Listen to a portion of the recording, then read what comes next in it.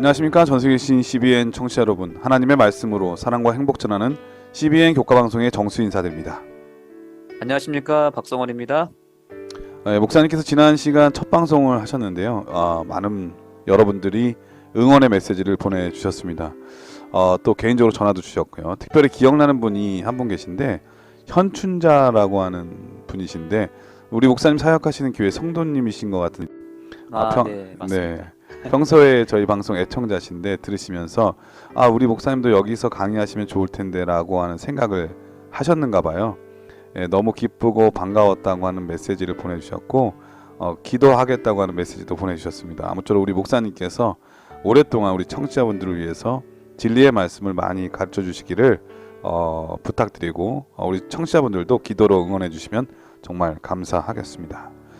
자, 오늘은 4기 제 5번째 교과 시간인데요. 제목은 선교를 거절하는 변명들이라고 하는 제목입니다. 먼저 기억절 말씀을 읽어드리겠습니다.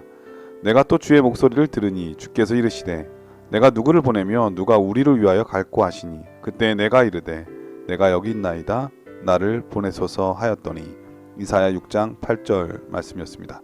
자, 오늘 교과의 제목이 선교를 거절하는 변명들이라고 하는 제목인데 어떤 말씀일까요?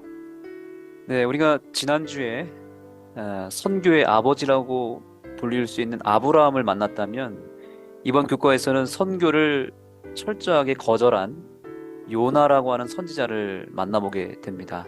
선지자라는 타이틀을 가진 사람이 오히려 하나님의 부르심을 거절하고 선교하기를 멀리했다는 것이 굉장히 충격이거든요. 더 놀라운 것은 하나님은 그러한 불순한 요나를 끝까지 사용하셨다는 데 있습니다. 요나는 어쩌면 오늘날 선교하기를 멀리하는 그리스도인들의 자화상과 같습니다. 더 놀라운 것은 하나님은 그러한 요나를 크게 사용하셨다는 데 있습니다. 이번 교과의 핵심은 하나님은 그래도 우리를 사용하신다입니다. 그래도 우리를 끝까지 선교사로 불러주신다. 이 사실이 바로 핵심입니다. 우리의 모습 속에서 요나와 같은 모습이 보인다 할지라도 절대로 실망하지 말고 훗날 요나처럼 쓰임받을 우리의 모습을 바라보며 큰 희망을 갖는 이 시간이 되었으면 좋겠습니다. 오늘은 요나의 삶을 통해서 선교에 대한 오해와 잘못된 생각을 바로잡고 이 선교를 거절하는 변명들을 극복하는 길에 대해서 우리 박성원 목사 연구해 보도록 하겠습니다. 그럼 말씀에 앞서 찬미 듣고 시작합니다. 여기는 말씀의 방송 CBN 코리아입니다.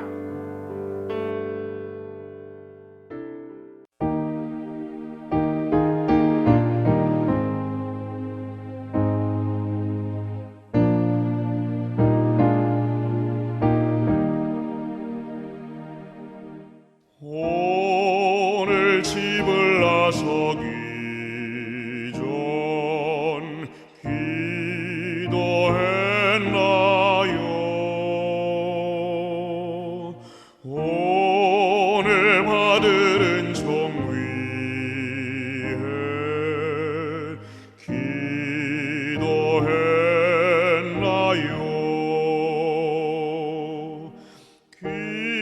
기도는 우리의 안식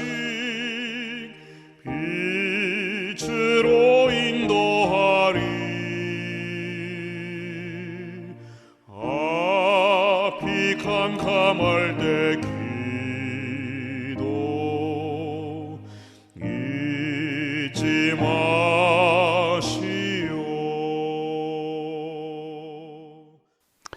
찬미 잘 들었습니다. 1월 소지는 사명을 피하는 변명, 두려움이라고 하는 제목인데요. 어떤 말씀일까요? 요나는 잘 아시는 대로 니느웨로 가서 기별을 외치라고 하는 하나님의 부르심에 거절하고 다시스라고 하는 곳으로 향합니다. 지도를 보면 알겠지만 다시스는 지리적으로 니느웨와 정반대 방향입니다. 요나가 보통 사람도 아니고 선지자인데 왜 본연의 임무를 거절하고 도망갔을까요?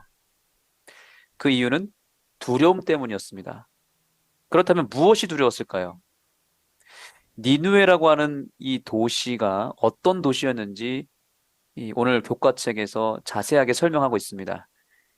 니누에는 어느 나라의 수도였다고 말하고 있죠? 예, 아수르라고 하는 나라의 수도죠. 예, 맞습니다. 아수르라고 하는 나라는 이스라엘과 아주 적대적인 관계에 있었고요. 또, 그 당시 주변 강대국들을 무너뜨릴 만큼 굉장히 잔인하고 무서운 아주 폭력적인 나라였다라고 설명하고 있는데요. 나홈서에 보면은 이 니누에에 대해서 이렇게 묘사하고 있습니다. 피성이여 괴율과 강포가 가득한 그런 도시다라고 이야기를 합니다. 그야말로 가장 세속적이고 타락한 아주 잔인한 범죄 도시가 바로 니누에였던 것입니다. 이 니누에에 대한 배경을 알고 나서 저는 요나가 충분히 이해가 됐습니다. 음. 하나님이 갑자기 예를 들어서 가까이 북한에 가서 복음을 전하라고 한다면 목사님 혹시 자신 있게 갈 수 있겠습니까? 두려운 마음이 더 크겠죠. 예, 어떻게든 가면은 뭐 네, 피하고 싶으면 그렇죠. 피할 수 있겠죠. 피하고 싶겠죠. 예, 가면은 뭐 죽을 수도 있고 어떻게 될지 모르잖아요. 네. 이슬람 같이 이 이슬람 국가들, 그래서 기독교인들을 아주 대놓고 죽이는 그런 나라들 있잖아요. 네. 그런 이슬람 국가에 가서 복음을 외치라고 한다면 아마 다가간 사람들이 그렇게 많지 않을 겁니다. 음. 요나는 어쩌면 우리 내면에 숨어 있는 전도를 거절하고 있는 본질적인 요소를 드러내주고 있습니다. 그것은 바로 두려움이라고 하는 거죠. 사실 저도 그동안 이 국내 선교, 뭐 목회 이 부분에 대해서는 크게 부담이 없지만 외국 선교에 대한 부르심에 대해서는 제가 거절하면서 지냈거든요. 음. 여러 가지 뭐 핑계를 댔지만 가장 큰 이유는 두려움 때문이었습니다. 언어에 대한 두려움, 또 다른 문화에 적응하지 못할 것 같다는 두려움, 또 다른 나라 같은 경우는 기독교를 적대하는 나라도 많은데 그런 적대심에 대한 두려움, 뭐 이런 것들이 저의 발목을 잡았던 거죠. 외국에서 선교하고 계시는 목사님이 그런 면에서 저는 정말 대단하다고 생각을 합니다. 저는 좀 부끄럽고요. 사실 제가 있는 곳은 그렇게 뭐 자유가 제한되거나 복음 전하기 어려운 그런 곳이 아니잖아요. 근데 실제로 복음을 전하는데 너무 열악한 환경 가운데 놓인 전 세계에 많은 곳들이 있잖아요.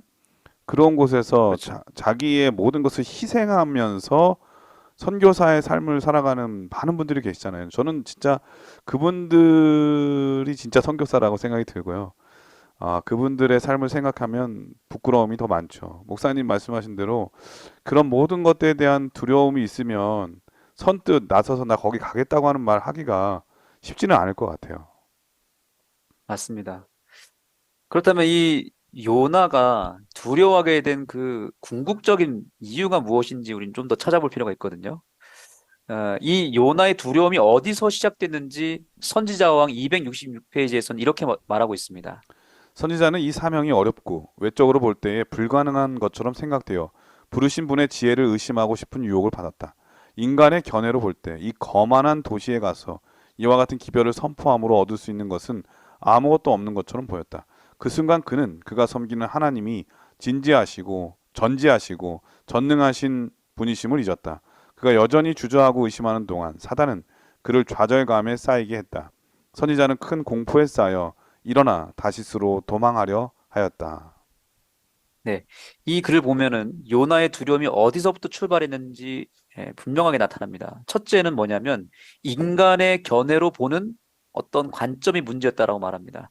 우리가 항상 하나님의 관점으로 뭔가를 봐야 되는데 네. 요나는 자기 자신의 관점으로 니느웨라고 하는 도시를 봤다는 거죠. 음. 거기서부터 문제가 네, 시작됩니다. 그러니까 멀리 볼 그, 필요가 없이 가깝게 누구나 나랑 사이가 안 좋아요.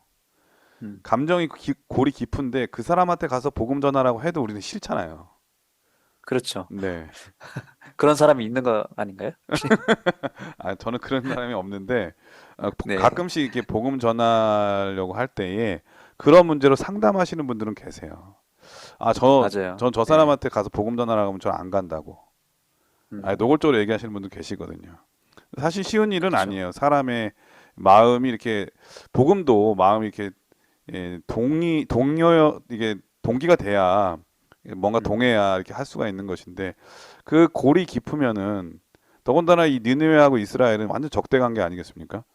이런 그렇죠. 상황에서 그런 마음을 가지고 선한 마음을 갖고 간다는 거는 사실 쉬운 일은 아니었겠죠. 그렇습니다.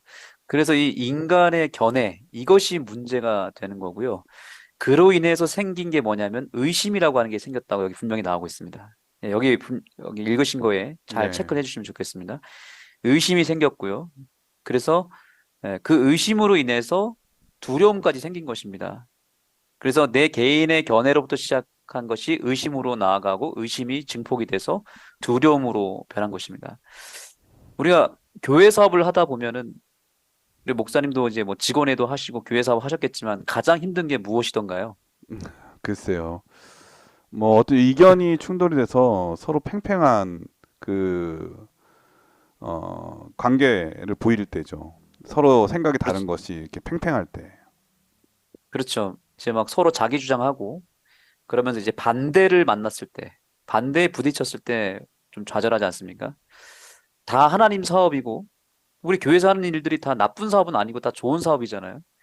영혼을 구원하는 사업인데도 불구하고 종종 반대를 하는 경우도 있습니다. 왜 그러냐면 인간의 견해로 보기 때문에 그렇습니다. 우리의 생각은 종종 이게 부정적으로 방향이 흘러가거든요. 그래서 인간의 견해로 보면 그냥 다 불가능해 보이고 뭔가 안 될 것 같다라고 하는 생각이 난다는 거죠. 음, 뭐 교회 건축이나 전도회 또뭐 여러 사업들 뭐 이렇게 한다고 그랬을 때 이 나오는 피드백이 뭐냐면 그거 해봤자 남는 게 뭐가 있습니까? 라든지 음, 그동안 해봤지만 제대로 된 게 뭐가 있느냐 뭐 이렇게 얘기하면서 부정적으로 바라보는 견해들이 있고 결국에는 반대를 막 한단 말이죠. 그래서 우리는 가장 먼저 하는 게 뭐냐면 안 되는 이유를 먼저 찾아냅니다. 그래서 안 되는 이유를 찾으면 한도 끝도 없습니다. 하나님의 사업이 특히 더 그렇습니다. 우리가 선교 사업을 할 때 하지 말아야 될 이유가 너무나 많습니다. 음, 시간이 없어서 안 된다 그러고 돈이 없어서 뭐 사람들이 거절하니까 해봤는데 결국에는 뭐 안 된다 이런 얘기를 하면서 심지어 날씨 타령까지 합니다. 비가 오니까 하지 말자, 뭐 눈이 오니까 하지 말자, 네. 날씨가 더우니까 하지 말자, 뭐 이런 얘기를 한다는 거죠. 처음에 이제 목사님께서 저에게 교과 방송을 제안했을 때 예. 제가 솔직한 마음은 뭐였냐면 어떻게 핑계를 대서 빠져나갈까 이런 생각을 사실 했습니다. 네, 왜냐하면 두려움이 몰랐는데. 되게 몰려왔거든요. 네, 네. 네, 본능적으로 제 인간의 견해로 자꾸 부정적으로 생각을 하더라고요. 그래서 좀 어떤 핑계를 대지? 이런 생각을 하다가 아, 이렇게 하면 안 되겠다 싶어서 다시 마음을 다잡고 기도하는 마음으로 생각을 해보니까 하지 말아야 될 이유도 있지만 정말 제가 해야 될 이유가 있더라고요. 네. 그래서 그 이유를 제가 찾았고 그래서 저는 교과 공부를 선택한 것이거든요. 음, 예. 근데 우리가 감사합니다. 선교를 해야 할 맞아요. 이유가 하지 말아야 될 이유를 압도했군요. 예, 하지 말아야 될 이유는 되게 많은데 네. 또 해야 될 이유는 더 중요한 거예요. 그렇죠. 그래서 저는 선택할 수밖에 없었던 겁니다. 네. 우리가 그 하나님의 사업을 할 때도 가장 먼저 우리가 해야 될 일은 우리의 생각에서 일어나는 싸움에서 승리를 해야 됩니다. 부정적이고 또 불신, 의심 이런 마음이 우리의 마음에 가득 차게 될 때 우리는 얼른 예수님 앞에 나아가서 예수님 앞에서 그런 마음 정리를 다 한 상태에서 하나님의 일을 해야 됩니다. 그래서 그것을 우리는 믿음이라고 말할 수 있겠습니다. 믿음의 사람이란 뭐냐면 에, 다른 사람들은 다 안 되는 이유를 찾고 하지 말아야 될 이유를 찾는다면 믿음의 사람은 해야 될 이유를 찾는 사람들입니다. 음, 하지 말아야 할 이유를 찾는 사람들은 결국에는 쓰임 받을 수가 없습니다. 그래서 우리가 하나님의 사업이 자꾸 안 되는 이유는 안 되는 시나리오를 내가 먼저 만들고 안 된다는 생각을 하기 때문에 그 생각 때문에 안 되는 거예요. 그러면 뒤집어서 말했을 때 우리가 선교에 성공하는 이유는 무엇일까요? 음. 그 비결은 무엇일까요? 성공하는 사람들의 비결, 그죠? 예. 그거는 뭐냐면 다른 게 아니라 생각부터 바뀌면 됩니다. 되는 이유를 생각하고 아주 거룩한 상상력을 발동해서 내가 이 사업을 통해서 어떤 일을 내가 만날 것인가. 이 사업에 대한 최상의 시나리오를 미리 한번 상상해 보는 겁니다. 그래서 되는 생각, 될 것이다라고 하는 생각과 이유를 찾아서 그 일을 붙잡을 때 결국에는 그 긍정적인 생각과 그 믿음의 발동 때문에 하나님의 사업이 성공에 이르게 되는 것입니다. 음. 결국에는 두려움 자체가 실패의 원인이다. 이렇게 생각하면 됩니다. 그래서 우리 마음의 두려움을 먼저 제거하면 반드시 성공하게 되어 있고요. 사단은 그걸 알기 때문에 우리에게 계속해서 두려운 생각을 집어넣는 것입니다. 음. 그래서 이 시간을 통해서 우리의 그 부정적인 생각이 또 안 된다라고 하는 그 본질적인 생각이 속히 전환되기를 소망합니다. 예, 일월서지는 사명을 피하는 변명, 두려움이라고 하는 제목인데 사실은 경험이 없는 사람은 경험이 없으니까 두려운 생각도 있지만 어떤 일에 대해서 실패를 경험한 사람은 오히려 더 확신이 강해져서 아 그거 내가 해봤는데 안 된다고 이러면은 그렇죠. 주변에 있는 사람들까지 그 영향력이 발휘가 돼서 해봤대는데 안 되는데 그럼 뭐 하지 말아야지 이런 생각을 갖게 되거든요. 그런데 이러한 영향력이 바로 더 나아가게 되면 의심으로 작용하게 되고 하나님의 명령인데도 불구하고 의심하게 되면 아 이건 아닌가 보다라는 생각 때문에 포기할 때가 정말 많죠. 이게 가장 중요한 원인이 바로 두려움이라고 하는 말씀을 하셨는데 두려움을 벗어나는 것 그것이 선교적으로 정말 중요한 일이다라는 말씀을 해주셨습니다. 그 미국 네. 애틀란타에서 일어난 일인데요. 사람 넷을 죽인 그 살인마가 교도소를 탈출했다는 것이죠. 그래서 도망친 사건이 있었대요. 근데 이 살인마가 이렇게 도망 다니다가 한 가정에 들어갔는데 한 여인이 혼자 살고 있는 집에 들어간 거예요. 그래서 인질로 잡았는데 딱 보니까 그 뉴스에 나온 그 살인마가 자기 집에 들어와서 자기를 인질로 잡았으니까 얼마나 두려웠겠습니까? 그래서 막 몸이 막 어떻게 할지도 못하겠고 두려운 마음 때문에 말도 안 나오는데 그때 이제 속으로 기도했대요. 하나님 도와주십시오. 아 그때 이제 기도하고 난 다음에 마음이 이제 좀 가라앉혀진 이 여인이 이 도망친 살인마에게 이렇게 말했답니다. 어쩌면 당신이 우리 집에 와서 나를 인질로 잡은 것도 하나님의 섭리일 수가 있다. 음. 아 그런데 자기가 좋아하는 책이 한 권 있는데 그 책을 읽어줘도 되겠냐고. 아, 그래서 이 사람이 한 책을 읽어줬는데 그 책이 바로 릭 워렌 목사님이 쓰신 목적이 이끄는 삶이라고 하는 책이었답니다. 근데 아, 한참을 듣던 이 살인마가 에, 마음에 감동이 됐는지 그녀를 풀어주고 자수를 했다고 하는 그런 얘기를 제가 본 적이 있거든요. 이게 사실은 뭐 관련이 있는 얘기인지 없는 얘기인지 모르겠지만 두려움이라고 하는 걸 보면 이 여인만큼 두려운 일이 없었을 거예요. 그런데 이 두려움을 이것도 하나님의 어떤 특별한 섭리겠지라고 하는 생각을 갖고 극복하려고 노력을 하자 하나님께서는 또 새로운 방법으로 그 두려움을 이겨서 위기를 벗어날 수 있게 해주신 그러한 이야기가 생각이 났거든요. 음, 우리가 그 두려움만 벗어 던질 수만 있다면 어떤 면에서 새로운 길이 보이고 그 길을 통해서 하나님께서는 또 다른 역사를 우리에게 하실 수 있는 전능하신 하나님이시라고 하는 사실을 우리는 정말 잊지 말아야 하겠습니다. 자, 월요일 소지는 아멘. 사명을 피하는 변명, 잘못된 견해라고 하는 제목인데요. 어떤 말씀일까요? 네, 여기서는 이제 우리가 사명을 피하는 두 번째 이유를 발견하게 됩니다. 이것은 두려움과 하나의 쌍을 이루면서 우리의 마음을 지배하고 괴롭히는 어떤 것인데, 바로 내 자신 안에 있는 잘못된 견해라는 거죠. 음, 요나의 생각이 처음부터 많이 빗나가 있었습니다. 많은 오해와 착각이 있었습니다. 하나님이 니느웨로 가라고 했을 때 그 의미는 하나님께서 감당할 수 있는 모든 능력과 지혜를 다 주실 것이고 니느웨 백성들의 마음도 하나님이 다 준비해 줄 것이라고 하는 약속이 포함된 것이었거든요. 그러나 요나는 처음부터 자기가 뭘 해야 된다는 부담감으로 시작했습니다. 음, 우리가 이번 교과의 핵심을 절대로 잊어서는 안 되는데 제목이 무엇입니까? 하나님의 선교라는 거잖아요. 네, 선교는 내 일이 아니라 하나님의 일이라는 거죠. 내가 하는 게 아니라 하나님이 다 하신다는 거예요. 그냥 우리는 도구일 뿐이죠. 도구가 스스로 움직이나요? 뭐 빗자루 같은 거 우리가 잘 알잖아요. 빗자루가 스스로 일어나서 뭐 방을 이렇게 쓸어 담고 이러지 않지 않습니까? 네, 주인의 손에 붙잡혀 있으면 빗자루가 자기 역할을 하게 되는 것이고 그 손에서 떨어지게 되면 빗자루는 그냥 나무 막대기에 불과하잖아요. 요나는 자기가 하나님의 도구라는 사실을 완전히 망각하고 자기가 스스로 뭔가를 해야 된다는 그 부담감 때문에 도망을 간 겁니다. 그러다가 풍랑을 만나서 죽게 됐을 때에도 예, 요나는 자기 자신을 또 생각합니다. 아, 나 때문에 이렇게 됐구나. 예, 오로지 자기 자신을 먼저 생각하는 거예요. 그래서 나를 바다에 던지라고 말을 합니다. 사실 그 생각마저도 사실은 잘못된 겁니다. 왜냐하면 어, 이 모든 이 요나가 당한 그런 상황까지도 다 하나님의 관점에서 보면 섭리가 있다는 것입니다. 네. 이것은 믿음의 모습인 것처럼 보이지만 예, 오늘 이 교과를 보면은 그 요나의 모습이 아주 교만한 생각이라고 정리를 해줍니다. 니느웨에 가서 복음을 전하는 것은 내가 해야 되는 일인데 내가 그것에 불순종해서 하나님이 분노하셨다라고 오해를 한 겁니다.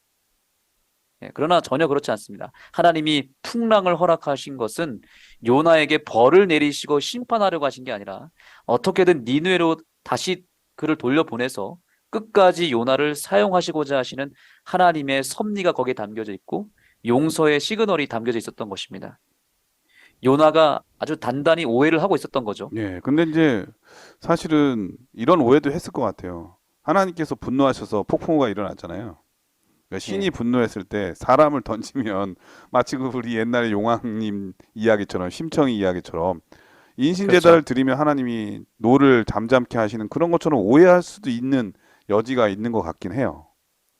예, 그렇죠. 하나님은 오해를 한 거죠. 예, 그런 분은 아니신데 그렇죠?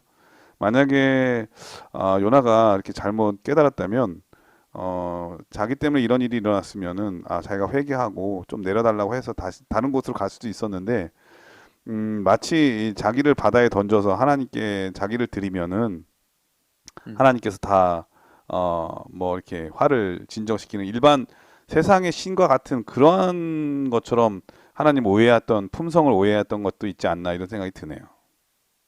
맞습니다. 그러니까 자기 행위에 초점을 둔 겁니다. 내가 뭔가를 해야 되고 내가 제대로 안 하면 벌을 받는다. 이게 모든 종교에 다 있는 거 아닙니까? 음, 예. 그래서 우리도 하나님께서 뭔가 부르실 때 단단히 오해하고 있는 것은 뭐냐면 요나처럼 잘못된 견해를 가지고 있다는 거죠. 선교라고 하는 것은 하나님의 사업을 내가 마치 맡아서 한다고 착각을 합니다. 그렇기 때문에 우리가 교회에서 예를 들면 선교회장을 뽑을 때에도 누구를 뽑으려고 하냐면 전도를 잘하거나 또 전도를 좋아하는 사람을 뽑으려고 합니다. 그렇죠. 네. 또 뭐 전도회를 할 때도 가끔은 전도단도 부르고 또 전도에 타고난 뭐 강사나 어떤 사람들을 부릅니다. 음. 그렇게 해야만 전도가 잘 된다고 착각을 합니다. 이것이 과연 맞는 이야기일까요? 보통은 전도는 보통은 예, 그런 쪽으로 이렇게 특화되신 분들이 계시다고 생각을 하잖아요. 그래서 예, 자기는 말도 못하고 아는 것도 없어서 못한다고 할 때 이런 전도단이 와서 해주면은 힘이 되고 용기가 너무 고맙죠. 네, 되니까 네, 그런 것은 있는 것 같아요. 마음의 한쪽에 위로와 또 자신감을 불어넣는 건 맞는데 오히려 그런 사람들한테만 다 맡기고 나는 아무것도 안 하지 이런 생각하는 거는 또 그건 좋은 생각은 아닌 것 같습니다. 네, 그것도 이제 우리의 어떤 노력과 어떤 행위에 초점이 둬서 그런 겁니다. 네. 그렇다면 전도는 누가 하는 것일까요? 누가 할 수 있을까요? 전도는 누구든지 사실 누구든지 할 수 있는 예, 거죠. 누구든지 누구나 할 수 있습니다. 그래서 이제 교회 이제 뭐 선거철이 이제 오지만 다들 이제 선거철이 오면은 서로 경계하고 긴장합니다. 수석 장로는 누가 해야 되고 뭐 수석 집사 또 선교회장은 누가 해야 된다 이게 딱 다 짜여져 있는 듯한 음. 그래서 교회 직책을 뽑을 때도 특히 선교와 관련된 직책은 어 뭔가 자기가 되면은 난 선교 잘 못해서 안 됩니다. 뭐 이렇게 직책을 내려놓는 사람도 있고요. 네. 또 이런 판단도 합니다. 직책마다 누구는 절대로 하면 안 된다. 이렇게 딱 단정을 줘버리고요. 또 이 직책은 정말 이 사람에게 너무 잘 어울리고 이 사람이 꼭 해야 된다. 이렇게 단정을 짓습니다. 그런데 그러한 것이 어떻게 보면 세상 회사에서나 하는 일들이나 똑같은 거죠. 교회의 모든 직책은 사실 정해지면 제일 먼저 해야 될 일이 뭘까요? 내가 뭔가를 예를 들면 수석 집사 혹은 뭐 선교회장 내가 직책을 받았다. 뭐부터 해야 될까요? 하나님께 기도하고 저를 불러주셨으니까 능력도 달라고 기도하면서 내가 할 수 있는 일이 뭔지 그리고 부름받아 순종하는 마음으로 나가는 게 정말 중요하겠죠. 맞습니다. 일단은 목사님 말씀하신 대로 이게 하나님 부르심인지 아닌지를 확인하기 위해서 기도하고 하나님께 물어보는 일을 해야 되겠죠. 그런데 대부분 이제 어떤 경우가 있냐면 요나처럼 이제 거절을 한다거나 나 못한다고 이렇게 이제 당황해하면서 이걸 끝까지 이렇게 마다하는 경우들이 종종 있다는 것입니다. 그래서 우리는 하나님의 부르심을 먼저 확인하는 게 중요하고요. 그렇게 하나님의 부르심이 그 속에 있다는 게 확실해지면 하나님께서 다 책임져 주실 것입니다. 요나도 하나님이 부르신 것이 분명하기 때문에 요나가 비록 거절하고 다시스로 가더라도 어떻게 했습니까? 하나님이 그 발걸음을 어떻게든 돌이키셔서 결국에는 요나를 사용하지 않았습니까? 예. 하나님은 오늘날 우리 청취자분들을 결국에는 사용하실 것입니다. 심지어 내가 거절하고 저항한다 하더라도 그것이 끝이 아니고 그 거절한다는 것 자체가 여전히 나를 의지하고 있다는 반증인데 하나님은 그런 우리의 마음을 돌이키셔서 결국에는 하나님이 좋은 방향으로 또 큰 도구로 사용해 줄 것입니다. 하나님은 한 번 부르시면 끝까지 나를 사용하신다는 것을 잊지 말고 더 이상 내 자신의 나약함, 나의 부족함을 돌아보는 것이 아니라 오직 믿음으로 하나님의 능력을 붙잡게 되는 우리 청취자분 되기를 소망합니다. 예, 월요 소지는 사명을 피하는 변명, 잘못된 견해라고 하는 제목이었는데요. 이 잘못된 견해가 바로 하나님의 품성에 대한 오해인 것 같아요. 하나님도 분명히 이러실 거야. 그러면서 자기의 입장을 더 거기다가 넣어서 하나님의 마음이 아니라 자기 마음을 그렇게 생각하는 경우가 참 많이 있거든요. 이런 견해가 자기 변명으로 되고, 근데 변명할 때도 하나님의 이름으로 할 때가 정말 많거든요. 이게 정말 안 좋은 모습인 것 같아요. 그런데 너무 감사한 것은 이 잘못된 견해를 가진 요나마저도 하나님께서는 결국 들어 쓰셨다고 하는 사실이죠. 목사님 말씀하신 대로 우리도 때때로 잘못된 견해 때문에 하나님께서 원하시는 방향이 아닌 다른 방향으로 갈 때가 있을 겁니다. 그럴 때에 거기가 실패가 아니라 이러한 섭리를 통해서도 하나님께서 나에게 가르쳐 주시는 것이 있다는 생각을 갖고 다시 한번 돌이켜서 끝까지 순종할 때에 하나님께서는 우리를 통해서 주의 뜻을 이룰 수 있다고 하는 것, 오늘 다시 한번 요나를 통해서 배울 수 있었던 것 같습니다.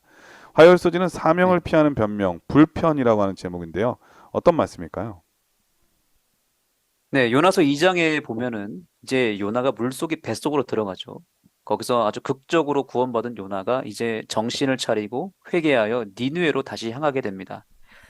3장에 가서 요나는 드디어 니느웨 백성들에게 회개를 촉구하는 기별을 전합니다.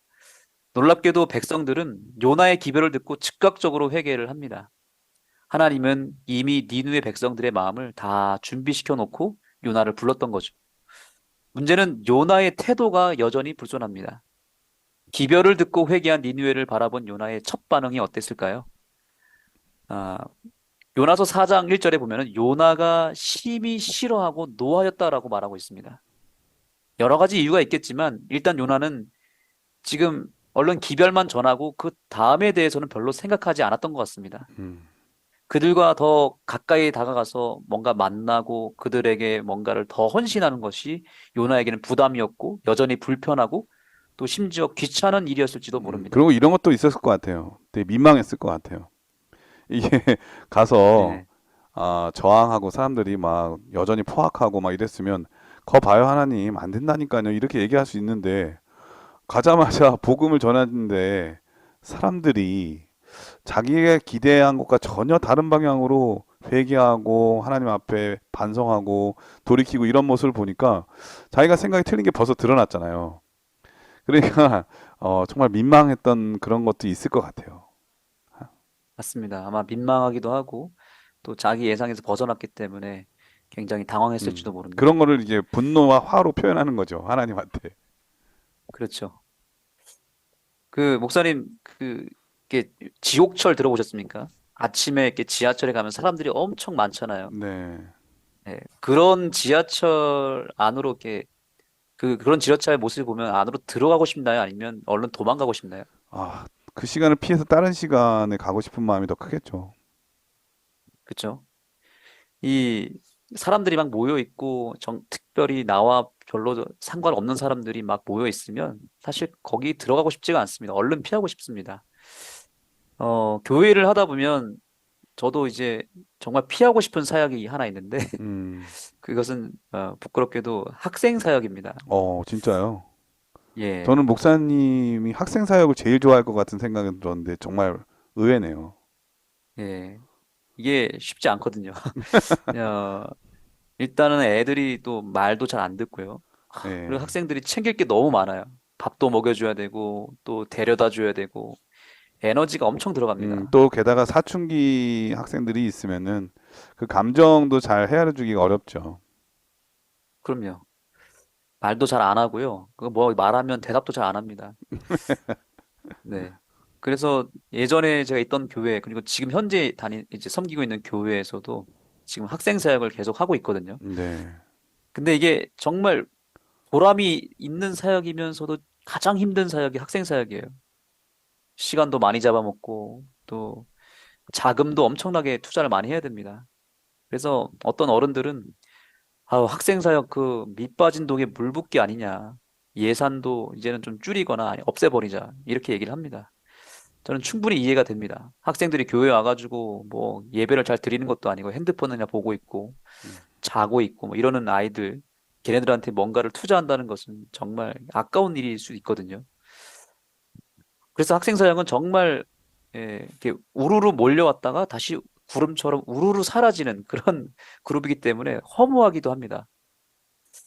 그래서 아마 요나도 분명히 그런 심정이었지 않을까. 한마디로 이 백성에게 내가 에너지를 이렇게 허비하는 것이 아깝고 귀찮다 이런 생각을 했을지도 모릅니다. 그래서 이 사람들이 지금은 회개하고 돌아오는 것처럼 보일지는 모르지만 나중에 또 하나님을 버리고 우상 숭배할지도 모르는 사람들인데 굳이 이렇게까지 할 필요가 있을까? 뭐 이런 생각을 하지 않았을까? 음, 그래서 실제로 니느웨가 나중에는 다시 타락을 하거든요. 네. 그래서 요나는 어쩌면 이미 계산을 다 끝낸 상태에서 니느웨로 갔을지도 모릅니다. 니느웨 내가 잘 아는데 전도해봤자 그때뿐이고 이 사람들은 다시 하나님 떠날 사람들이니까 굳이 여기다 에너지를 쏟지 않아도 된다. 뭐 이런 심보가 있지 않았을까 생각이 듭니다. 네. 우리가 전도를 잘 하지 못하는 이유 중 하나가 뭐냐면 해봤자 남는 게 있어? 이런 생각들 있죠. 교회 전도회 해봤자 뭐 침례자 몇 명 나왔어? 어차피 또 와봤자 다 떠날 텐데. 뭐 이런 마음. 또 교회에서 어떤 일을 우리가 사업을 벌려나갈 때 이런 얘기를 꼭 하는 분들이 있습니다. 그 사업을 해서 과연 구도자가 몇 명 교회에 나왔는가? 음, 뭐 예를 들면 지역 아동센터를 하는데 과연 그것 때문에 교회 어린이 사업이 부흥하고 있는가? 교회에 다 하나도 안 나올 텐데 그거 해서 뭐 하나? 이런 음. 얘기를 합니다. 어떤 면에서 불편한 진실일 수도 있어요. 음, 목사님도 경험을 많이 해보셨나요? 네. 그런 그러니까 비슷한 뭐 경험. 예를 들면 그러니까 숫자로 나오는 거하고 그 분위기하고는 네, 다를 수도 있는데 이 결과론적으로 숫자로 얘기할 때 그거를 했던 사람으로서 불편할 때가 있죠. 예. 음, 그걸 또 막상 아니라고 얘기할 수 없는 그러한 결과를 나타날 때도 있으니까 말이죠. 그렇죠. 예. 네, 그런데 그래, 우리가 네, 알다시피 이 하나님의 사업은 결과를 우리가 내려고 하는 사업이 아니라 한 영혼이라도 구원받도록 하기 위한 하나님의 마음을 전달하는 거기 때문에 그게 더 그럼요. 중요한 문제인 것 같아요, 사실은. 맞습니다. 그래서 선교가 힘든 이유가 이런 이유들 때문인데 열심히 헌신하고 시간과 돈을 쏟아부어도 결국에는 남는 게 별로 없다라고 생각을 하는 겁니다. 그래도 선교를 해야 될까요? 해야죠. 그럼요. 그래도 해야 됩니다.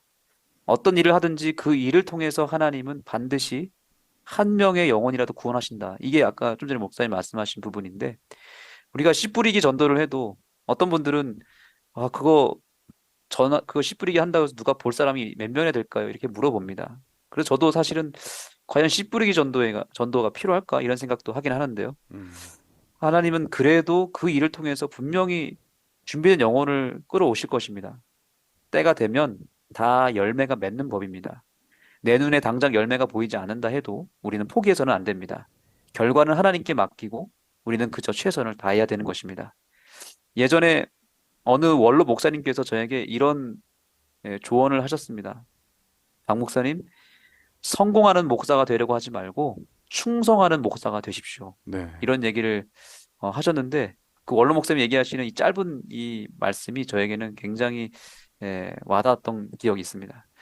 지금 여러분이 하고 있는 하나님의 사업에 대해서 때때로 회의감이 들고 또 귀찮고 또 버거워서 내려놓고 싶은 마음이 있다면 너무 절망하지 않게 되기를 소망합니다.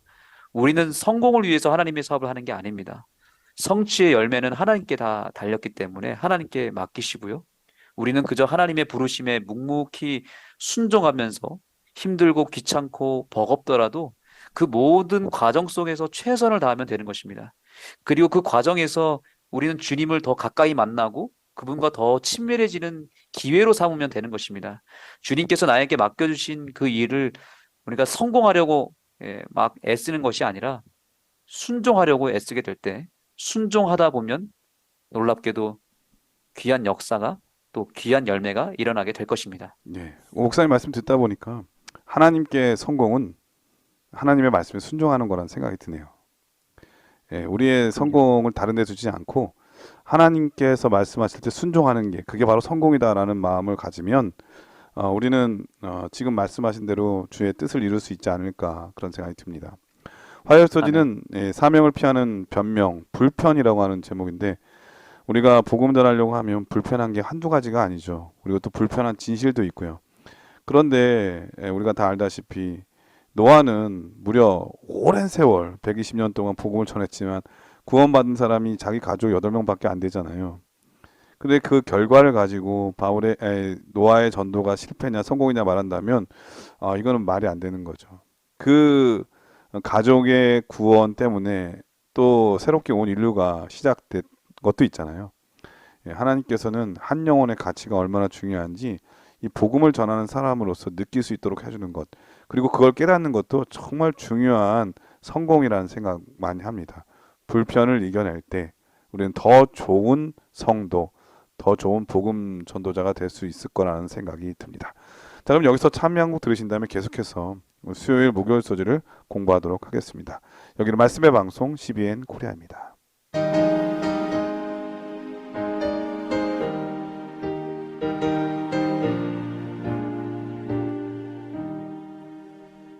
크신 하나님의 사랑 말로 다 영영몰아내 저 높고 높은 별을 넘어 이 낮고 낮은 땅 위에 죄진 영혼 구하러 그 아들 보내사 화목제 삼아주셔서 죄 용서하시네 그 크신 하나님의 사랑 다 증량 못하며 영원히 변치 않는 사랑 성도여 찬양하세. 수요일 소지는 사명을 피하는 변명, 불편한 대면이라고 하는 제목인데요. 어떤 말씀일까요? 네, 수요일 서지는 화요일 서지와 연결해서 이해할 필요가 있습니다. 하나님은 니느웨 백성들에 대한 불편함이 분노로 이어진 궁극적인 이유를 요나의 마음에서 드러내십니다. 하나님은 요나가 니느웨로 향하지 않고 다시스로 가게 된 진짜 본질을 알고 계셨어요. 교과에서는 그 이유를 이렇게 설명하고 있습니다. 하나님께서 자신을 보낸 그 사람들에 대한 뿌리 깊은 증오심을 가지고 있었기 때문에 요나는 니느웨의 종말에 대한 기별이 실패로 드러나서 자신이 체면을 잃는 것보다 차라리 죽는 것이 낫다고 생각했다. 요나는 니느웨가 소돔과 고모라처럼 멸망되기를 원했다. 그는 자신이 미워하는 사람들에 대한 하나님의 심판을 바라고 있었다. 네, 요나가 다시스로 가려고 했던 이유, 또 니느웨에서 그렇게 불편한 기색을 보인 이유, 목사님 여기서 무엇을 찾으셨나요? 궁극적인 이유가 무엇에 있다고 말합니까? 자기가 싫어하는 사람들은 좀 벌 좀 받아야 돼. 저렇게 잘못된 사람들은 심판 받아야 돼. 라고 하는 생각이 예, 압도적일 때, 그런데 예, 하나님은 오히려 저한테 그 사람도 구원받아야 되니까 네가 가서 봉사해. 그 사람을 사랑해줘. 라고 말할 때, 아, 이거 쉬운 결정은 아니겠죠, 당연히. 맞습니다. 증오심이 있었던 거고요. 한마디로 요나는 니느웨를 사랑하지 않았습니다. 그게 맞아요. 가장 큰 이유였습니다. 예. 사랑하지 않는 사람을 위해서 뭔가 헌신하려고 하니까 그게 고역이었고요. 사랑하지 않는 사람들에게 기별을 외치려고 하니까 그게 귀찮은 일이 된 겁니다. 요나 안에 있는 그 교만과 이기심이 선교의 가장 큰 장애물이었던 겁니다. 하나님은 이러한 요나의 마음을 박넝쿨을 통해서 드러내십니다. 요나에게 시원한 그늘을 제공했던 박넝쿨이 시들어 버리니까 요나가 몹시 화를 냈고 자살 충동까지 느낄 정도였습니다. 수천 명의 그 회개한 니누의 백성들은 사실 요나 자신과는 아무런 상관이 없는 사람들이잖아요. 아무런 도움도 없고 유익도 되지 않았기 때문에 그들이 죽든 말든 회개하든 하지 않든 아무 상관이 없었던 거예요. 그러나 요나는 정작 자기에게 그늘을 제공한 그 작은 식물이 그 박넝쿨이 더 사랑스러웠던 거죠. 요나의 이러한 정신은 유대인들이 갖고 있었던 선민 의식에서 나온 것입니다. 자기들은 율법을 지키는 거룩한 자들이고 또 하나님의 자녀로서 구원을 받았지만 저 니느웨 이방인들은 율법도 모르고 음식도 구별하지 않고 안식일도 모르는 우상 숭배자들이고 그래서 짐승보다도 못한 아니 박농쿨보다도 못한 존재들로 요나는 처음부터 깔고 시작했던 것입니다. 그래서 요나에게 니느웨는 에, 상대하고 접촉하고 다가가서 구원해야 될 영혼이 아니라 멀리 하면 더 멀리 했지 가까이 할 필요가 없는 그래서 멸망받아도 에, 마땅한 내버려 둬야 되는 이방인이었던 것입니다. 실제로 하나님이 이 심판하실 때 이방인들은 그 불심판의 땔감이라고 치부했다고 말하지 않습니까? 음, 네. 요나의 모습에서 우리는 오늘 겸허하게 우리 교회의 모습을 만나야 됩니다. 이 교과의 내용이 남의 이야기가 아니라 어쩌면 우리들의 이야기 아닐까요?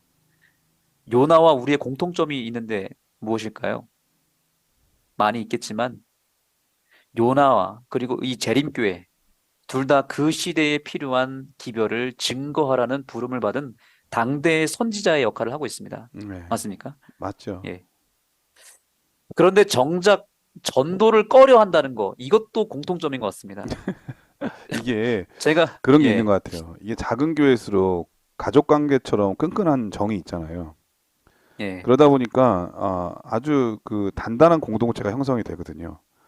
그런데 예, 거기에 새로운 사람이 나타나거나 새로운 사람이 있으면 그것을 운영하기가 매우 불편해질 때가 있어요. 그런 불편함 때문에 그 새로 나타난 사람에 대해서 덜 신경 쓰고 그리고 덜 관심 가질 때가 많이 있거든요. 네, 이러한 것이 어떤 면에서 더 끈끈해져서 복음 전도하는데 더 열심을 내면 더 좋은 현상인데 우리만의 공동체로 계속 유지하려고만 하게 되면 새로 나타나는 사람들에 대해서 관심을 덜 갖게 되고 오히려 불편하게 느껴질 때가 있는데 그것이 바로 이 전도에 장애가 되지 않나 이런 생각이 들 때가 있습니다. 네, 맞습니다. 제가 한 2주 전에 이제 고등학교 동창들을 만난 이제 기회가 있었는데 네, 이런저런 얘기를 하면서 이제 제가 목사니까 저한테 이제 그동안 하고 싶었던 얘기를 막 하는데 뭐라고 얘기하냐면 자기들이 직장 생활하면서 이제 사회생활 하면서 느낀 게 뭐냐면 가장 전도하지 않는 교회가 재림교회라는 겁니다. 저는 그 얘기 듣고 되게 충격이었습니다. 난 나름대로 전도 열심히 하는 목사로 생각했는데 음, 저는 이제 우물한 개구리식으로 있었던 거고요. 그 친구들은 다 알잖아요. 그죠? 어느 네, 교회, 그러니까 자기 주변에 다양한 교파, 뭐 종교 친구들이 있는데, 진짜 열심히 전도하고 굉장히 자기 종교에 대한 자부심도 있고, 전도하려고 엄청난 애를 쓰고 뭐 투자를 한다는 겁니다. 그런데 자기 주변의 재림교회 친구들이나 사람들은 전도를 전혀 하지 않는다는 거예요. 그래서 왜 그런가 저도 생각을 해봤는데, 우리에게도 요나가 가졌던 선민 사상이 혹시 있지 않나 이런 생각을 해봤습니다. 음, 남은 자손, 뭐 이런 우리 타이틀이 있잖아요. 그래서 우리에게 은연중에 깔려 있는 것이 뭐냐면 우리는 이미 14만 4천 안에 들어갔고 또 안식일을 깨닫고 하나님의 입맞은 백성인들이기 때문에 우리는 예언을 가진 종교이기 때문에 이러면서 우리는 세상 사람들과 다르다. 그래서 그들과 구별된 삶을 우리는 살고 있다. 이제 이런 자부심이 있는 것 같아요. 그래서 세상 사람들을 마치 이 요나가 니느웨에 취급했던 것처럼 멸망받아야 될 백성들로 치부해 버립니다. 네. 그래서 굳이 전도할 필요가 없다고 생각하는 거예요. 나는 이미 구원받았고 저 사람들은 멸망이 정해진 사람들이야. 이렇게 딱 구분을 해버리는 거죠. 그래서 우리는 그들과 다르다는 생각이 너무 강하기 때문에 멀리 하기도 하고 또 전도도 할 필요가 없다고 생각하는 겁니다. 이제 저는 이제 모태 신자이기도 하기도 하고요. 또 삼육 출신이거든요. 그래서 네. 한동안 저는 굉장히 교만한 신앙생활을 했습니다. 그래서 이 선민사상이 딱 뿌리 박히니까 교회 안에서도 삼육 출신과 비삼육 출신을 나누고 교인과 비교인을 나눕니다. 어느 순간 제가 바리새인이 되어 있더라고요. 네. 그래서 안식일도 깨닫지 못하고 음식도 마음대로 먹는 저 이방 사람들을 바라보면 아, 나는 확실히 다른 존재구나. 이 선민사상이 있는 거죠. 재림교회의 이 선민사상의 뿌리를 제거하지 않으면 선교는 점점 어려워질 것입니다. 전도하자고 아무리 외쳐도 반응은 요나처럼 시큰둥하거나 아니면 어쩔 수 없이 마지못해서 하는 척하거나 아니면 정말 그 사람들과 별로 섞이고 싶지 않아가지고 선을 긋고 이렇게 지낼지도 모릅니다. 그래서 그러다 보니까 재림교회가 다소 차갑거나 어둡다는 이미지를 종종 듣습니다. 새신자가 와가지고 교회에서 견디질 못합니다. 이 사람들의 그 차가운 눈총과 또 별로 관심 가져주지 않는 그 어두운 면면을 보면서 사람들이 결국엔 다시 교회를 떠난다는 거죠. 그래서 선민사상으로 꽉 찬 사람들이 모인 교회일수록 더욱 선교하기는 어려울 것입니다. 사람들에게 관심도 주지 않고 먼저 다가오지도 않기 때문에 그런 거죠. 그러니까 목사님 말씀하신 대로 그러한 마음을 가진 사람들이 교회의 기득권자가 될 때 그러한 어려움이 있는데 열린 마음으로 또 교회를 운영하고 또 그러한 사람들이 교회의 이 지도자들이 됐을 때는 또 반대로 목사님 말씀하신 그 뜻대로 사람들을 받아들이기 훨씬 쉽거든요. 요새 손흥민 선수가 뜨는 이유가 바로 그러한 데 있고 또 옛날 그 예수님 당시에 가장 기득권층은 제사장들과 율법사들, 바리새인들이었잖아요. 사실 제사장들은 세습이었기 때문에 그들은 그다지 어떤 노력을 하지 않아도 권력을 가질 수 있는 위치에 있었고요. 그렇기 때문에 그 외에 있는 출생으로 성공하기 어려운 사람들은 공부를 통해서 우리는 마치 조선시대에 과거 시험 봐가지고 기득권 세력이 되는 것처럼 이 당시에 성경을 열심히 공부해가지고 율법사가 되거나 사내들이 회원이 되거나 그래야 이제 교회 지도자가 됐거든요. 그런 위치에 있는 사람들은 자기네들이 이미 기득권을 가졌기 때문에 그걸 유지하기 위해서 정말 노력을 많이 하거든요. 근데 예수님께서는 어디 학파 사람도 아니고 출생도 레위인 제사장 혈통도 아닌데 사람들이 예수님을 따르는 걸 보고 매우 몹시 불편했던 사람들이 바로 이 제사장 세력들과 율법사들이었잖아요.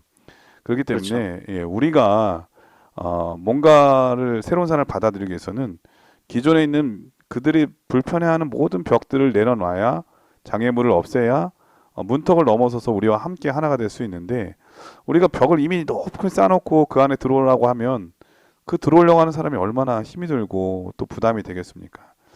이러한 생각들을 오늘 말씀을 통해서 하나씩 내려놓는 우리가 되어야 되겠다는 생각이 드네요. 네, 아멘. 그래서 하나님께서는 박농쿨을 통해서 요나의 죄를 드러내셨는데 하나님은 오늘 이 교과를 통해서 우리들의 죄를 드러내고 계시는 것 같습니다. 우리는 저 사람들과 아무런 차이가 없는 똑같은 죄인이라는 것을 깨달아야 되고요. 또 반면에 그렇기 때문에 이방인이든 우리든 비교인이든 교인이든 하나님은 똑같이 하나님의 백성들을 사랑하고 하나님의 자녀로 여겨준다는 것입니다. 네. 박넝쿨을 요나가 아꼈듯이 하나님은 모든 사람들을 똑같이 사랑하십니다. 그들과 우리가 다르다고 생각하시면 안 됩니다. 우리는 그들보다 더 나은 것도 별로 없습니다. 그래서 수요일서지의 제목처럼 불편한 대면, 이것이 오늘 이번 이 수요일서지를 통해서 불편한 대면이 일어나야 됩니다. 좀 불편해야 됩니다. 그리고 자극이 되어야 됩니다. 그래서 우리의 선민 사상을 벗어던지고 우리가 이방인으로 취급했던 그 사람들을 보다 낮은 자리에서 섬기고 사랑하는 참된 그리스도인으로 거듭나게 되기를 간절히 소망합니다. 수요일서지는 사명을 피하는 변명, 불편한 대면이라고 하는 제목인데 그 불편한 대면이 싫어서 복음 전하기가 어렵다면 정말 우리는 복음 전도자가 되기가 너무 어렵죠. 이러한 불편한 모든 대면을 극복할 수 있는 가장 좋은 길은 무엇인가 생각해 보니까 친절과 미소 같아요. 미소. 이 웃는 얼굴에 그렇죠. 침 뱉으랴라는 말이 있잖아요. 네, 그러니까 웃는 사람들은 정말 모든 사람들이 다 이렇게 호감을 가게 하는 그런 모습인 것 같고요. 그런 사람이 친절까지 하면 마음이 녹잖아요. 그렇게 되면 그 사람이 하는 것을 따라하고 싶고 그 사람의 살아가는 삶의 패턴도 따라가고 싶고 그 사람이 가진 삶의 신념이라든지 그러한 철학 이런 모든 것도 담고 싶은 게 아니겠어요. 그게 바로 삶의 모본이고 또 그리스도인의 향기가 아닌가 그런 생각이 들고요. 이러한 아멘. 예수님의 향기를 다른 사람에게 많이 보여주는 친절한 미소 짓는 그리스도인 우리가 됐으면 정말 좋겠습니다. 목요일 서지는 내가 여기 있나이다. 나를 보내소서라고 하는 제목인데 어떤 말씀일까요? 네, 하나님은 이 목요일 서지를 통해서 하나님의 부르심에 기꺼이 자원할 사람을 찾고 계신다고 호소하고 있습니다. 우리에게 정말 영혼들을 진심으로 사랑하는 마음이 필요합니다. 요나가 선교가 그렇게 힘들었던 이유가 무엇이었다고 얘기했죠? 그 마음에 사랑이 사랑이 없어서라고 했죠. 네. 예. 그러면 선교가 정말 쉽고 선교가 행복하려면 선교하는 것이 행복하려면 어떻게 해야 될까요? 정말 간단합니다. 예. 친해지고 사랑하게 관계가 되고 또 좋은 관계가 된다면 서로에게 좋은 사람이 되는 게 정말 중요한 것 같아요. 맞습니다. 그 영혼 자체를 선교의 목적으로 다가가는 게 아니라 그냥 있는 그 자체로 사랑하는 거죠. 예수님의 마음으로 진심으로 사랑하면 선교가 절대로 어렵지가 않습니다. 근데 그러한 마음은 우리에게 없어요. 하나님께로부터 받아야 하는 것입니다. 목사님도 예전에 이제 사모님과 연애했던 시절이 있었을 텐데 떠올려 보시면 사랑하는 사람과 함께하는 시간이 아깝던가요? 좋은 너무나, 사람들과 사랑하는 사람들과 함께하는 거는 좋은 날씨, 나쁜 날씨가 없어요. 비가 오면 비가 온 대로 좋고 눈이 오면 눈이 네, 온 대로 좋고 안 좋은 날씨가 없는 거죠. 네, 그만큼 어떠한 시련이 있다 하더라도 그냥 함께 극복하게 되면 또 즐거운 추억이 되는 거 아니겠습니까? 그럼요. 예, 사랑하는 사람과 함께하는 시간이 전혀 아깝지 않고요. 사랑하는 사람에게 쏟아부은 돈과 물질, 그 무엇도 아깝지가 않습니다. 오히려 더 주고 싶고, 더 자주 만나고 싶고, 더 오래 함께하고 싶고, 그래서 결혼하는 거 아닙니까? 헤어지기가 싫어서. 그래서 요나에게 없었던 그 영혼을 사랑하는 마음이 우리에게도 이제 그 영혼을 사랑하는 마음이 우리에게도 있어야 된다는 겁니다. 네, 그 사랑을 받을 때까지는 사실 다른 것을 시작하면 안 됩니다. 음, 왜냐하면 사랑 없이 하는 것은 아까 말씀드린 대로 그것은 진짜 고역이거든요. 음. 예. 아까 그런데 제가 예, 예. 목사님 저는 목사님 말씀 들으면서 그런 경험이 있어요. 이제 우리 신분이 목사다 보니까 누군가를 네. 만났을 때에 되게 이제 잘 대해주잖아요. 네. 그러면 이제 상대방은 아 저분이 목사니까 나 전도하려고 이렇게 잘해주나 보다. 다 알죠, 그렇게. 그런 네. 생각을 하시게 되나 봐요. 그래서 네. 어떨 때는 그걸 이제 표현할 때가 있어요. 목사님 저 그렇게 해도 저 교회 안 갈 거예요. 그런데 예. 그때에 아 그렇구나. 그럼 이 사람 안 만나도 되겠네. 이런 생각 갖기보다는 저는 선생님하고 인간적으로 친하게 지내고 싶고 선생님이 인간적으로 너무 좋아요. 그래서 가깝게 음. 지내고 싶어요라고 하면 어쨌든 그럼 거기까지 합시다 이렇게 얘기는 하지만 나중에 보면은 이미 다 친하게 되면 말하지 않아도 전도의 얘기를 하게 되잖아요. 그러면은 그때 한번 계기가 돼서 나오게 되다 보면 교인되는 경우가 참 많이 있죠. 그러니까 서로 경계하는 그 경계심을 무너뜨리는 것은 바로 음. 끊임없는 우리의 관심과 배려 그리고 사랑의 표현이라는 생각 정말 많이 들게 됩니다. 맞습니다. 아까 제가 이제 학생 사역 이야기를 했는데요. 사실은 지금도 매주 갈등합니다. 제 마음에 갈등이 생깁니다. 이쯤에서 그만두자. 아니야, 끝까지 그래도 최선을 다해야 돼. 이런 두 마음이 자꾸 갈등을 일으킵니다. 근데 이제 학생방 예, 같은 경우에는 예, 당장의 효과를, 당장의 결과를 보려고 하면 안 되잖아요.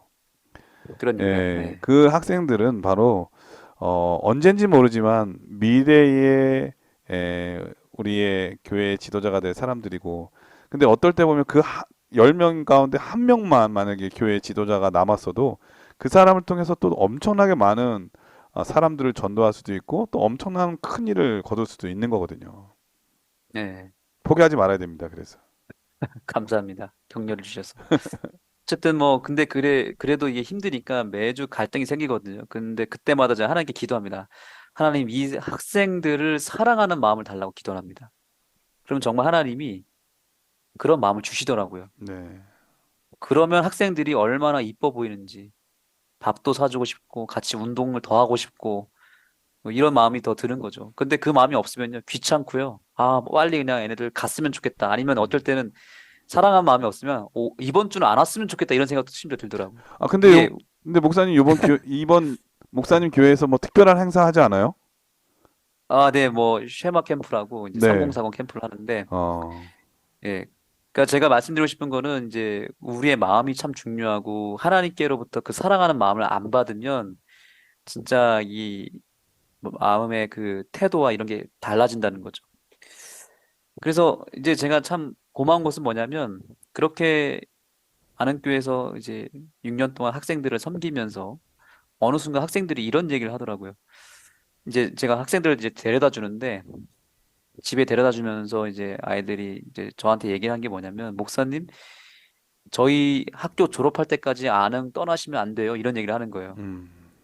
예, 이게 얘네들도 벌써 몇 년이 되면 이제 목회자가 인사이동이 있다는 걸 알고 있어요. 그래가지고 한 겨울쯤 됐는데 그때가 목사님 절대 떠나시면 안 돼요. 이런 얘기를 하는 네. 겁니다.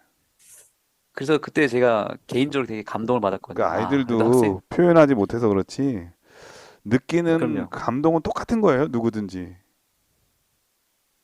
그러니까요. 그런 얘기를 딱 들으면 그동안의 그 고생이 다 녹아내리고, 이 아이들을 위해서 내가 더 최선을 다해야 되고, 이 교회에 남아야겠다, 이런 생각 그동안 6년 동안 했던 거거든요. 네.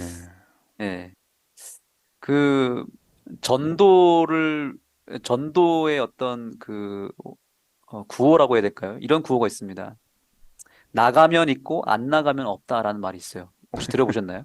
네, 들어본 것 같아요. 예, 이거 굉장히 많이 유명한 구호거든요. 네. 나가면 있고, 안 나가면 없다. 영혼 구원의 비결은 다른 게 아니라요. 나가면 반드시 열매가 있고, 안 나가면 없습니다. 그래서 하나님은 요나를 기어코 그 발걸음을 돌이켜서 니느웨로 가게 만드십니다. 구원받을 영혼이 한 사람이라도 있으면 하나님은 그곳에 우리를 보내십니다. 그렇기 때문에 주님께서 오늘도 우리를 부르셨다면 우리 어떻게 될까요? 예, 나가야죠. 이사야처럼 예, 내가 여기 있나이다. 주여 나를 보내소서. 이렇게 음. 외치고 무조건 나가면 됩니다. 음. 나가면 있고 안 나가면 없습니다. 우리는 반대로 하잖아요. 주여 저 사람이 저기 있나이다. 저 사람을 보내소서. 네, 그렇죠. 네. 예, 그래서 우리는 기도해야 되는데 뭐냐면 나 때문에 구원받을 사람이 더 많이 생기기를 기도해야 되고요. 네. 또 하나는 나 때문에 더 정확하게 말씀드리면 전도하지 않는 나 때문에 구원의 기회를 놓치는 영혼이 없도록 기도를 해야 됩니다. 음. 이것이 이번 과의 결론이라고 할 수 있습니다. 그래서 네. 하나님이 부르실 때 또 하나님께서 나에게 어떤 직책을 주시고 또 전도의 현장으로 영혼들이 있는 곳으로 나를 보내실 때 아멘하고 나가게 되기를 간절히 소망합니다. 예, 목요일 서지는 내가 여기 있나이다. 나를 보내소서라고 하는 제목인데요. 누가 이 일을 할까? 그것은 다른 누가 아니라 바로 나 자신이 해야 될 일이라고 하는 것을 새삼 느끼고 무엇보다도 그 일을 행할 때에 우리의 마음의 자세, 그것은 바로 영혼을 아끼고 사랑해 줄 줄 아는 그런 마음. 그런 마음이 조금이라도 있다면 하나님께서는 반드시 열매를 주신다고 하는 것 배울 수가 있었습니다. 목사님께서 이번 교과를 간략하게 정리해 주시고 기도하고 마치도록 하겠습니다. 네. 우리가 선교를 하지 못하는 여러 가지 이유를 살펴봤는데요. 그것은 두려움으로부터 시작해서 여러 가지 잘못된 견해들이 우리를 선교의 장으로 나가지 못하게 만든다 그랬습니다. 그런데 그 모든 요소들의 궁극적인 이유는 우리 안에 있는 교만과 이기심이고 곧 그것은 우리 안에 깊숙이 박혀 있는 죄의 뿌리입니다. 결국에는 죄 때문입니다. 그 죄를 제거하면 우리는 자동적으로 담대히 복음을 전하는 힘을 얻게 될 것입니다. 사실 우리는 처음부터 이미 하나님께서 우리를 복음을 잘 전할 수 있는, 영혼을 구원할 수 있는 능력과 지혜와 역량을 처음부터 다 우리 속에 넣어주셨습니다. 우리는 가진 것을 얼마든지 나눠줄 수 있도록 이미 설계되었고 그렇게 창조됨을 받았습니다. 단지 우리 안에 있는 그 죄가 문제인 것입니다. 그 죄가 모든 것을 마비시킬 뿐입니다. 그래서 결론적으로 우리는 우리 안에 뿌리박힌 죄의 본질을 발견하고 주님 앞으로 나아가서 그분 앞에 모든 것을 내어 맡기고 회개하여 우리가 완전히 새로운 피조물로 거듭나게 되기를 간절히 소망합니다. 주님께서 크게 쓰임받는 도구가 분명히 되실 것입니다. 예, 목사님께서 기도해 주시고 교과를 마치도록 하겠습니다. 하나님 감사합니다. 오늘 요나를 통해서 우리의 본 모습을 보여주시고 우리의 죄를 드러내 주셔서 감사합니다. 아멘. 이 드러난 죄로 인해서 우리가 실망하기보다는 주님 앞에 진심으로 회개하고 이제 주님께서 원하시는 삶을 우리가 살아갈 수 있도록 끝까지 충성하는 주의 백성들 되게 하여 주시옵소서. 아멘. 전도는 하늘에서는 결코 할 수 없고 이 땅에서만 할 수 있는 유일한 특권임을 저희가 기억하고 이 땅에 살아 있는 동안에 우리가 전도하기를 힘쓰는 주의 백성들 되게 하여 주셔서 많은 열매를 주님의 곳간으로 드리는, 그래서 우리가 하늘에 갔을 때 풍성한 빛나는 면류관을 주님께로부터 선물로 받는 우리 모두가 되게 하여 주시옵소서. 아멘. 예수님의 이름으로 간절히 기도드립니다. 아멘. 네, 전 세계 신CBN 청취자 여러분, 세계적인 발명가죠. 유명한 에디슨은 이런 말을 한 적이 있습니다. 사람이 하는 변명 중에 가장 어리석고 못난 변명은 시간이 없어서라고 하는 변명이다. 하나님께서 지상 명령으로 우리에게 주신 사명을 시간이 없다는 변명으로 덮어두는 일은 없어야 하겠습니다. 한 주일 동안 그 사명을 잘 감당하는 여러분 되시기를 바라면서 건강하시고요. 저희는 다음 주에 다시 찾아뵙도록 하겠습니다. 안녕히 계십시오. 안녕히 계세요. 감사합니다.